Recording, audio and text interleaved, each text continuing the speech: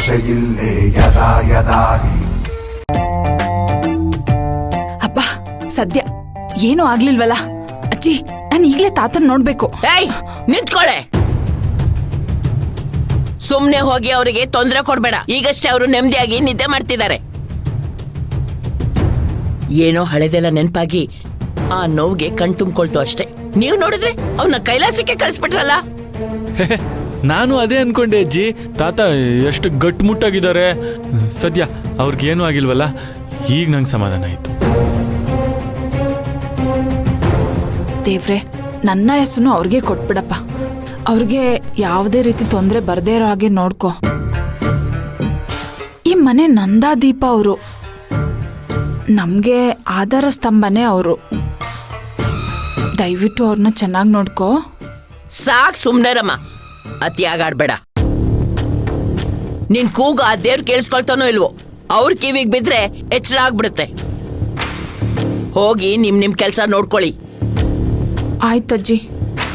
ದೇವ್ರೆ, ನಿನ್ ದಯ ಅಜ್ಜಿ ಮೇಲೂ ಇರ್ಲಿ. ಯಾವ್ದಕ್ಕೂ ಆತರ ಪಡ್ಬೇಡ, ಕರುಣೆ ತೋರ್ಸು.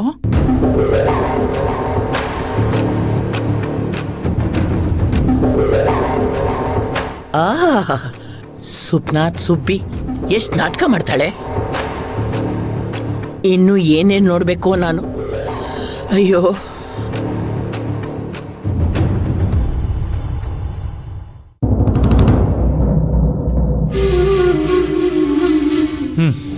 ಯಾಕೆ ಡಾರ್ಲಿಂಗ್, ಬೇಜಾರಾಯ್ತಾ?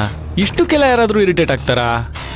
ಇರಿಟೇಟ್ ಆಗೋದಲ್ಲ, ನನಗ್ ಬಂದಿದ್ ಕೋಪಕ್ಕೆ ಆ ಮುದ್ಕಿ ಕೆನ್ನೆ ಮೇಲೆ 4 ಬಾರ್ಸೋಣ ಅಂತಿದ್ದೆ. ತಪ್ಪು ಹಾಗೆಲ್ಲ ಯೋಚನೆನೂ ಮಾಡಬಾರ್ದು. ಅಲ್ಲ, ನಾನೇನಾದ್ರೂ ಓವರ್ ಆಗಿ ರಿಯಾಕ್ಟ್ ಮಾಡಿದ್ನಾ? ನಂಗೆ ಅನ್ನಿಸ್ಲಿಲ್ವಲ್ಲ. ಏನೋ ಮುದ್ಕನಿಗೆ ಹಾಗಾಗಿದೆ. ಸಮಾಧಾನ ಆಗೋಗೆ 4 ಮಾತಾಡೋಣ ಅಂದ್ರೆ ಎಷ್ಟು ರಾಂಗ್ ಆಗಿ ಮಾತಾಡ್ತಾಳೆ. ಸಿಕ್ಕಾಬಟ್ಟೆ ದುರಾಂಕಾರ ಮುದ್ಕಿಗೆ. ಇದನ್ನೆಲ್ಲ ಮನ್ಸಿಗೆ ತಗೋಬಾರ್ದು ಸರಯ್ಯು. ಹೇಳಿ ಕೇಳಿ, ಇದು ಹಳ್ಳಿ. ಇಲ್ಲಿ ಜನ ಏನೇ ಕೇಳಿದ್ರು ಏನೇ ಹೇಳಿದ್ರು ರಫ್ ಅಂಡ್ ಟಫ್ ಆಗೇ ಮಾತಾಡೋದು. ಇದು ರಫ್ ಅಂಡ್ ಟಫ್ ಅಲ್ಲ, ಆ ಮುದ್ಕಿಗಿರೋ ತಿಮಾಕು. ಈ ಮನೆಗೆ ಹಿರಿತಲೆ ಅನ್ನೋ ಕೊಬ್ಬು ಅವಳಿಗೆ. ಇಷ್ಟಕ್ಕೂ ಆ ಮುದ್ಕ ಇದ್ರೆ ಏನೋ ಸತ್ರೆ ಏನೋ. 4 ಮಾತಾಡಿ ಗಿಟ್ಟಿಸ್ಕೊಳ್ಳೋಣ ಅಂತ ಹೋದ್ರೆ ಆ ಗಟ್ವಾಣಿ ಗಯ್ಯಾಳಿ ಮುದ್ಕಿ ನನಗೆ ರಿವರ್ಸ್ ಗೇರ್ ಆಗ್ತಾಳಲ್ಲ. ಸರಯ್ಯು, ನೀನ್ ಯೋಚನೆ ಮಾಡ್ಬೇಕಾಗಿರೋದು ಆ ಮುದ್ಕಿ ಬಗ್ಗೆ ಅಲ್ಲ. ಆ ಮುದಿಯ ಈಗ್ಲೋ ಆಗ್ಲೋ ಅನ್ನಂಗಿದ್ದಾನೆ. ಒಂದು ವೇಳೆ ಗೊಟಕ್ಕಂದ್ಬಿಟ್ರೆ ಯಾವ ಪ್ರಾಬ್ಲಮ್ಮು ಇರಲ್ಲ, ಯಾರ ತಂಟೆ ತಕರಾರು ಇರಲ್ಲ. ಆಟೋಮೆಟಿಕ್ ಆಗಿ ಆಸ್ತಿ ನಮ್ ಕೈಗೆ ಬಂದ್ಬಿಡುತ್ತೆ.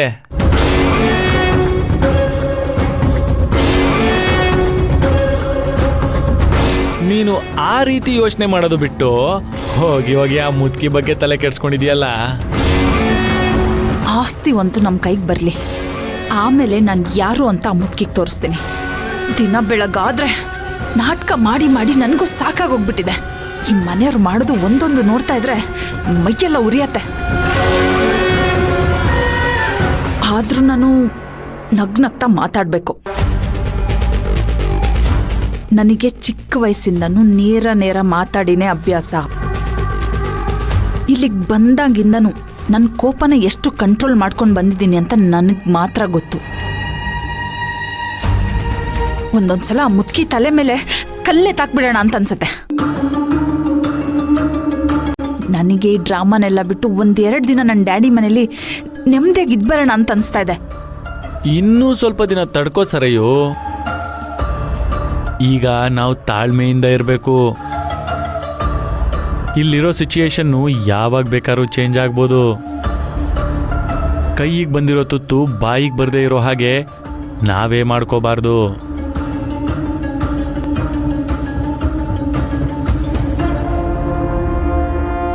ಒಂದ್ ವೇಳೆ ಸಿಚುಯೇಷನ್ ಚೇಂಜ್ ಆಗ್ಲಿಲ್ಲ ಅಂದ್ರೆ ನಾವೇ ಹೇಗಾದ್ರೂ ಮಾಡಿ ಅದನ್ನ ಬದಲಾಯಿಸೋಣ.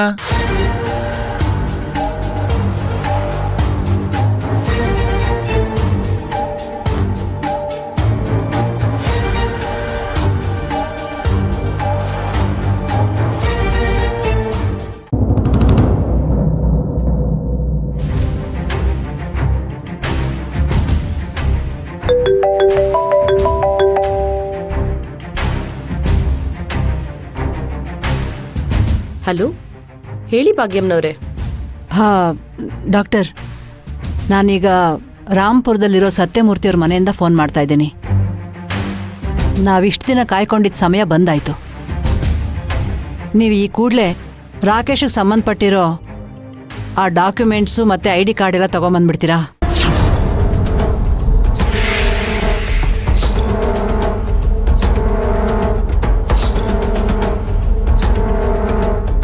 ರಾಕೇಶ್ ಅಲ್ಲೇ ಇದ್ದಾನಾ? ಅವನೆಲ್ಲಿ ಹೋಗ್ತಾನೆ ಡಾಕ್ಟರ್? ನನ್ನನ್ನು ಹಿಡಿಯೋರೇ ಇಲ್ಲ ಅನ್ನೋ ಧಿಮಾಕಲ್ಲಿ ಮೆರಿತಾ ಇಲ್ಲೇ ಜಾಂಡ ಊರ್ಕೊಂಡಿದ್ದಾನೆ.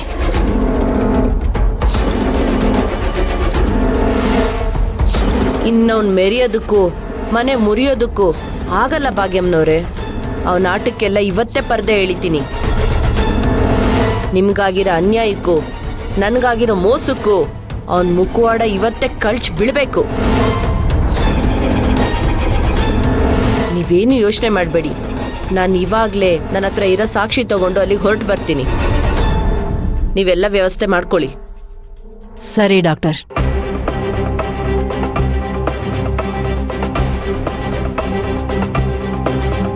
ಕರ್ಣ, ಕರ್ಣ, ಏನಮ್ಮ? ನಾನು ಡಾಕ್ಟರ್ ಸುಚಿತ್ರಾ ಅವ್ರಿಗೆ ಫೋನ್ ಮಾಡಿದ್ದೆ. ಅವ್ರು ಇವತ್ತೇನೆ ರಾಕೇಶ್ಗೆ ಸಂಬಂಧಪಟ್ಟಿರೋ ಡಾಕ್ಯುಮೆಂಟ್ಸು ID ಕಾರ್ಡ್ ಎಲ್ಲ ತಗೊಂಡು ಬರ್ತಾ ಇದ್ದಾರೆ. ಇವತ್ತು ಆ ರಾಕೇಶ ಯಾರು, ಅವನು ಯಾರು ತಾಳ ಕುಣಿತಾ ಇದ್ದಾನೆ, ಅವನ ಬಂಡವಾಳ ಏನು ಅನ್ನೋದು ಪ್ರತಿಯೊಂದು ಆಚೆ ಬರುತ್ತೆ. ಯಾಕಮ್ಮ ಇಷ್ಟೊಂದು ಹತ್ರ ಬೀಳ್ತೀಯಾ? ತಾತನಿಗೆ ಮೈ ಹುಷಾರಿಲ್ಲ, ಎದೆ ನೋವು ಅಂತ ಒದ್ದಾಡ್ತಾ ಇದ್ದಾರೆ. ನಿನಗೆಲ್ಲ ಗೊತ್ತಲ್ಲ. ಇಂಥ ಸಮಯದಲ್ಲಿ ಈ ವಿಚಾರ ಎಲ್ಲ ಬೇಕಿತ್ತಾ? ಕರ್ಣ, ನಾನು ಎಲ್ಲ ಯೋಚನೆ ಮಾಡಿನೇ ಈ ನಿರ್ಧಾರಕ್ಕೆ ಬಂದಿರೋದು. ಹಾಗೆ ನಿನ್ನ ತಾತನವರ ಆರೋಗ್ಯ ಸ್ಥಿತಿನೂ ಗೊತ್ತು ನನಗೆ.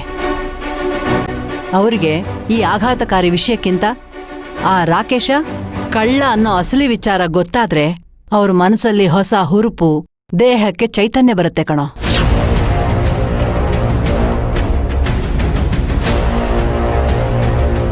ನಿಮ್ ತಾತನ ಎದೆನೋವಿನ ಜೊತೆಗೆ ಈ ಮನೆಗೆ ಅಂಟ್ಕೊಂಡಿರೋ ಪೀಡಿನೂ ತೊಲಗುತ್ತೆ. ನೀನೇನು ಯೋಚನೆ ಮಾಡಬೇಡ ಕರ್ಣ. ಇಂಥ ಅವಕಾಶ ಮತ್ತೆ ನಮಗೆ ಸಿಗೋದಿಲ್ಲ, ಆಯ್ತಾ? ಅಮ್ಮ, ನೀನು ತಪ್ಪು ಮಾಡಿಬಿಟ್ಟೆ. ನೀನು ಈ ವಿಷಯನ ನನಗೆ ಮೊದಲೇ ಹೇಳಿದಿದ್ರೆ ನಾನೇ ಹೋಗಿ ಡಾಕ್ಟರ್ ಸುಚಿತ್ರಾ ಅವ್ರನ್ನ ಕರ್ಕೊಂಡು ಬಂದ್ಬಿಡ್ತಾ ಇದ್ದೆ. ಈಗ ಅಪ್ಪಿ ತಪ್ಪಿ ಅವ್ರಿಗೇನಾದರೂ ಅನಾಹುತ ಆದರೆ ಯಾರು ಹೊಣೆ ಹೇಳು? ಈಗಲೂ ಕಾಲ ಮಿಂಚಿಲ್ಲ. ನಾವು ಅವ್ರಿಗೆ ಫೋನ್ ಮಾಡಿ ಹೇಳೋಣ. ನಾನೇ ಹೋಗಿ ಅವರನ್ನ ಕರ್ಕೊಂಡು ಬಂದ್ಬಿಡ್ತೀನಿ. ಬೇಡ ಕರ್ಣ, ಈಗ ಸುಮ್ಮನೆ ಅವ್ರಿಗೆ ಫೋನ್ ಮಾಡಿ ಗಾಬರಿ ಮಾಡೋದು ಬೇಡ. ಈಗ ಹೇಗಿದ್ರು ಹೊರಟಿದಾರಲ್ವಾ, ಇನ್ನೊಂದು 2 ಗಂಟೆ ಅಷ್ಟೇನೆ.